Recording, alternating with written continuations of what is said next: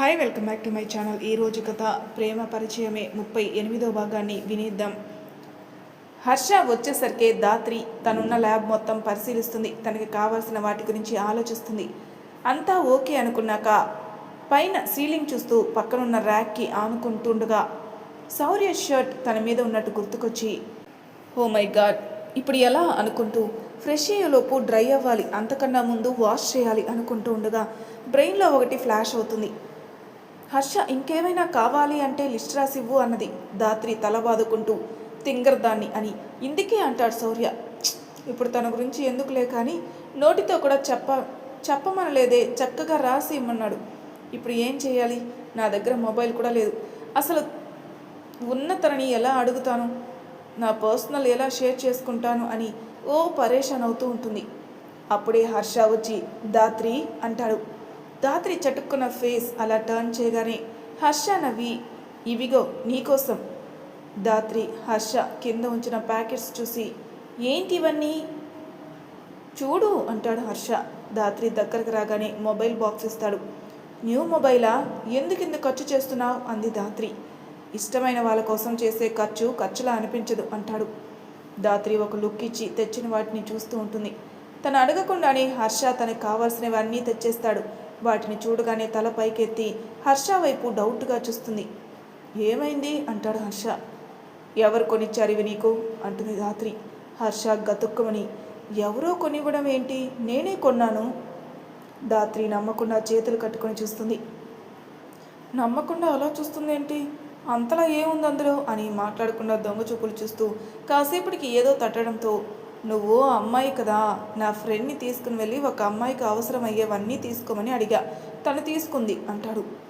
నాకు తెలియని నీ ఫ్రెండ్ ఎవరు డౌట్గా అడుగుతుంది దాత్రి. సారా అని మంచి అమ్మాయిలే, నువ్వు ఎన్నైనా చెప్పు అంటూ ఒక డ్రెస్ తీసి ఇది నాకు పర్ఫెక్ట్ పీస్, నువ్వు దీన్ని తీసుకురావటం అంటే నమ్మబుద్ధి కావట్లేదు అని మనసులో. వీటిని చూసి అస్సలు నమ్మలేకున్నానే. అయితే శౌర్య లేదంటే అత్తమ్మ, వీళ్ళిద్దరూ తప్ప ఇంకెవరు ఇంత పర్ఫెక్ట్ సైజ్ అండ్ నాకు కావాల్సినవి పంపరే అనుకుంటుంది. నిజమమ్మ తల్లి, తను నీలానే ఉంటుంది, అదే చెప్పాను తనకి, తీసుకుంది తను అంటాడు. అయినా నమ్మకుండా చూస్తూ ఉంటుంది దాత్రి. ఇక నా వల్ల కాదు, నేను పోతున్నాను, నువ్వు నమ్మకపోతే వదిలే అంటూ వెళ్ళిపోతుంటాడు హర్ష. హలో, ఇక్కడ కిచెన్ ఏది, వంట ఎలా చేసుకోవాలి అంటుంది. హర్ష వెనక్కి తిరిగి నాతోరా అంటూ తీసుకుని వెళ్ళి దీని మీద వంట చేసుకో అని చూపించి పక్కకొచ్చి ఇక్కడ పడుకో, అలాగే అది వాష్రూమ్, వాటర్ ఏ టైంలో అయినా అవైలబుల్గా ఉంటాయి, పైన ట్యాంక్ కూడా ఉంది. సరే థ్యాంక్ యూ, ఇక వెళ్ళు అంటుంది దాత్రి. హర్ష తలూపి వెళ్తూ ఆగి వెనక్కి తిరిగి ఎక్కడికి వెళ్ళినా నాకు చెప్పకుండా వెళ్ళకు దాత్రి అంటాడు.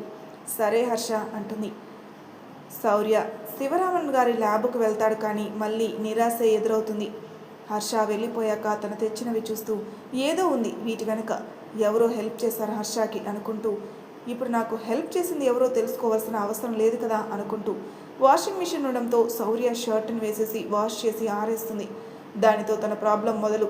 బట్ ఎలాగోలా ఫ్రెష్ అయి పక్కకొచ్చేసి కూర్చోగానే హర్ష తెచ్చిన వాటిలో బ్రెడ్ ఉంటుంది.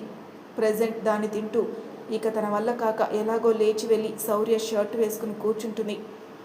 తను కాస్త ఓకే అనుకున్నాక ఆ డెడ్ బాడీ దగ్గరకు వస్తుంది. చేతికి గ్లౌజులు వేసుకుని ఆ అమ్మాయి బాడీని పరీక్షిస్తూనే ఉంటుంది. కాసేపటికి తన గర్భాశయం దగ్గర కోసి చూస్తుంది. దాత్రి మనసులో ఒక ఆలోచన, ఈ అమ్మాయి డెడ్ బాడీలో ఒక్క చోట కూడా కత్తిఘాటు పడలేదు అంటే సార్ బాడీని పరీక్షించలేదు. అంతకన్నా ముందే సార్ని చంపేశారా? కానీ ఎందుకు? ఇంకేదైనా కారణమా? అలా అయితే సార్ ఎందుకు ప్రాణాలు కాపాడుకోకుండా ఈ బాడీని భద్రపరిచారు? బాడీ తీసేటప్పుడు బ్లడ్ మార్క్ చూసింది కదా అని సీరియస్గా ఆలోచిస్తూ అక్కడే కూర్చుంటుంది. ఏం జరిగింది ఆ రోజు? సార్ని ఎందుకు చంపారు? సార్ ఎందుకు ఈ బాడీని దాచారు? ఎలా తెలుసుకోవాలి? ఎలా అనుకుంటూ లేచి తిరుగుతూ శౌర్య తెలుసుకుంటాడా?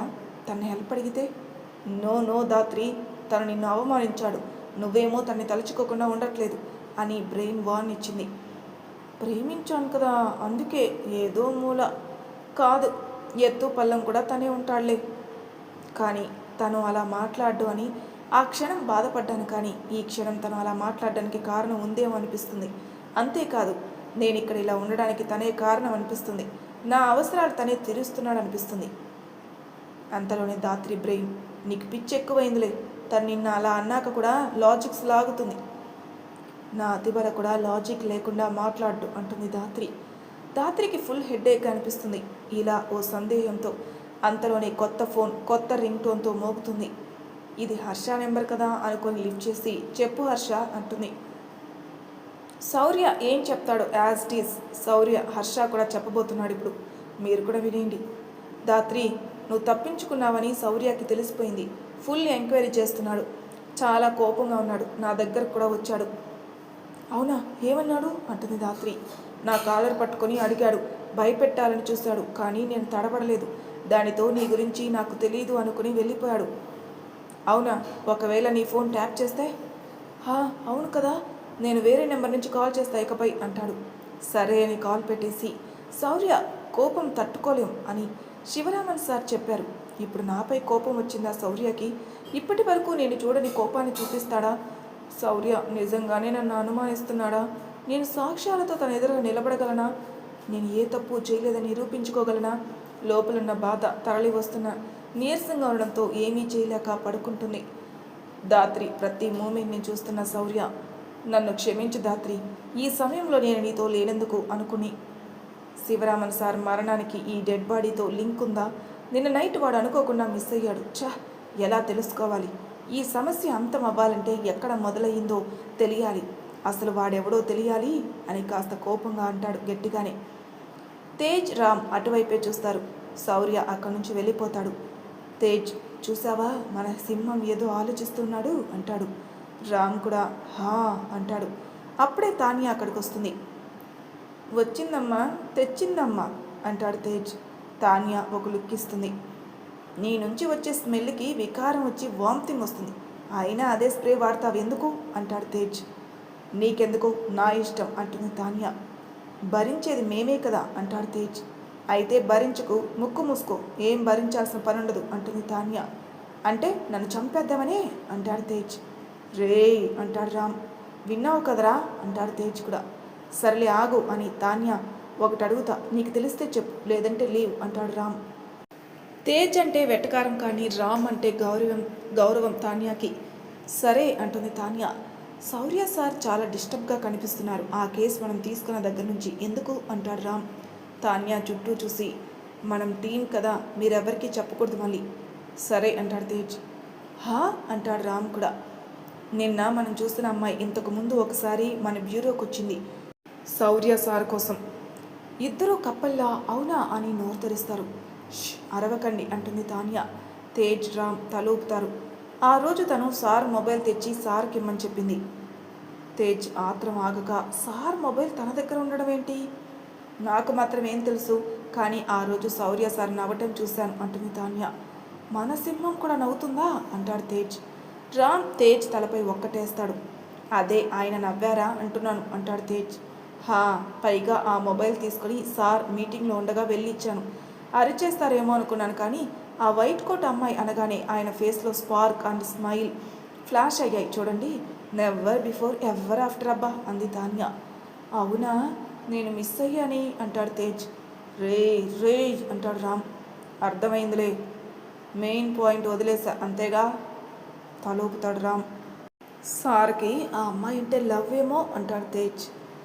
లవ్ అవ్వకున్నా సమ్ ఇంట్రెస్ట్ అనుకోవచ్చు కదా అంటాడు రామ్. నోనో, అది లవ్వే. మా సింహంని లవ్లో పడేసిందంటే ఆవిడ ఓ శివంగేమో అంటాడు తేజ్. కానీ తను ఈ కేసులో అంటుంది తాన్య. తను ఈ హత్య చేయలేదు తాన్య అంటాడు తేజ్. రామ్, తాన్య ఒకేసారి అలా ఎలా చెప్పగలవు అంటారు. ఆ రోజు గుర్తుందా, పోలీసులు ఆమెని ఆ హత్య చేసినట్టు ఒప్పుకోమని కొట్టారు. అవునా అంటుంది తాన్య. ఎస్ అంటాడు తేజ్. ఈ విషయం నీకెలా తెలుసు అంటాడు రామ్. అలా వెనక్కి వెళ్తే మనం కూడా వెళ్దాం రండి.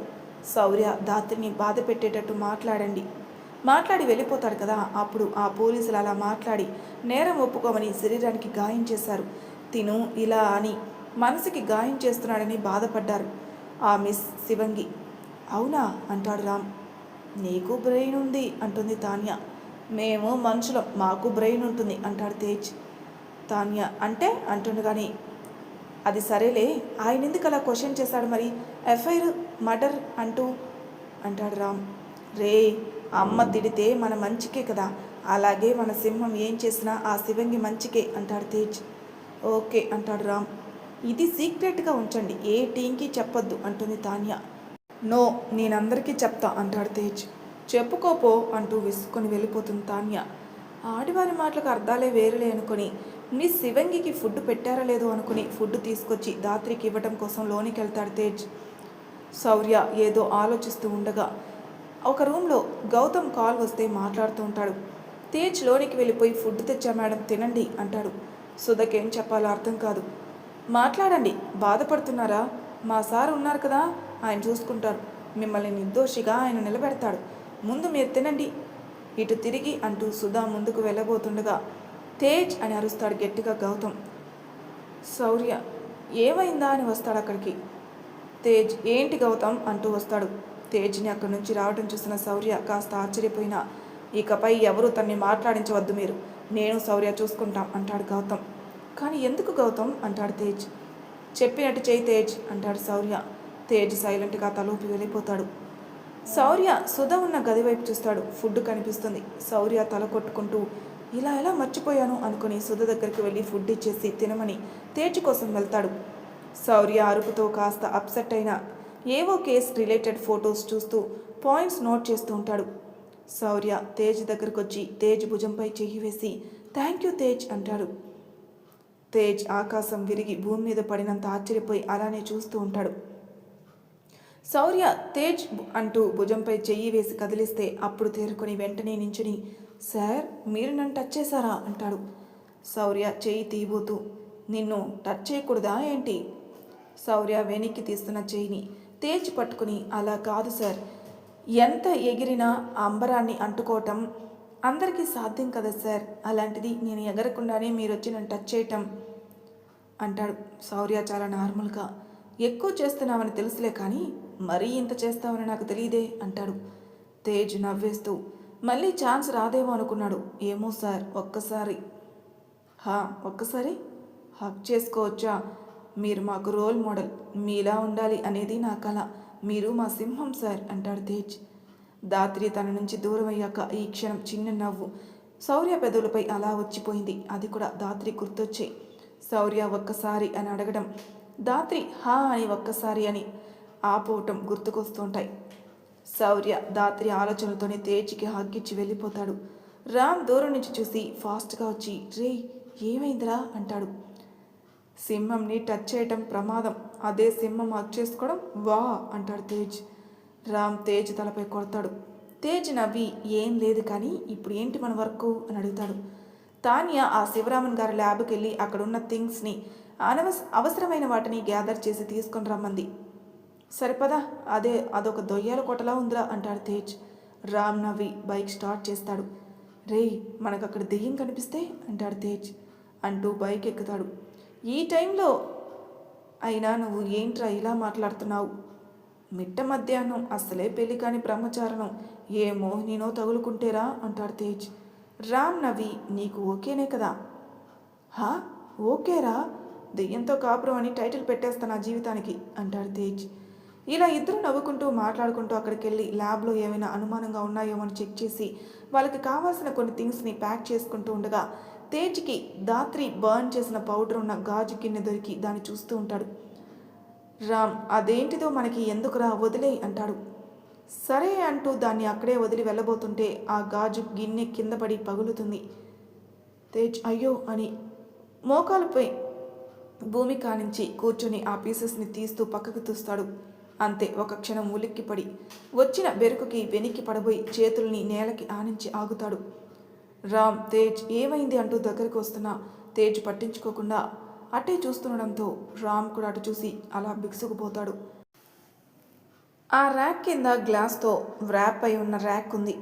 లైక్ కబోర్డ్ లాగా ఆ గ్లాస్ లోపల ఓ బాడీ కళ్ళు పెద్దవిగా చేసి నోరు తెచ్చి గ్లాస్కి బలిలా అంటుకుని ఉంది. దాన్ని అలా చూసి వాళ్ళు దడుచుకున్నారు.